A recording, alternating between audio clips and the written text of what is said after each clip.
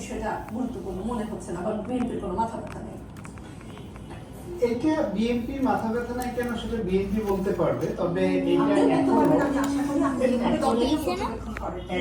এখনো এটা এমন কোনো ম্যাটার হয়ে দাঁড়ায় নাই যেটা নিয়ে বিএনপির মাথা ঘামাতে হবে।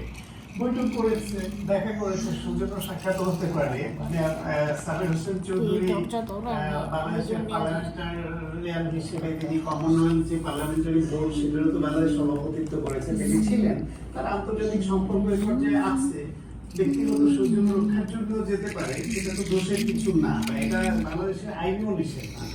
যদি রূপান্তরের দিকে আগায় এমন কিছু হয়, নিশ্চয়ই রাজনৈতিক দল হিসেবে বিএনপি তখন তাদের পজিশন যেটা রাজনৈতিক সেটা নিবে।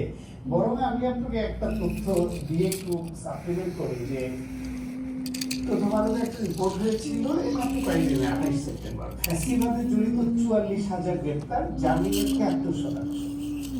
ফ্যাসিবাদে জড়িতদের যাই 44,000কে গ্রেফতার করেছে তার মধ্যে 73%কে জামিন দিয়েছে।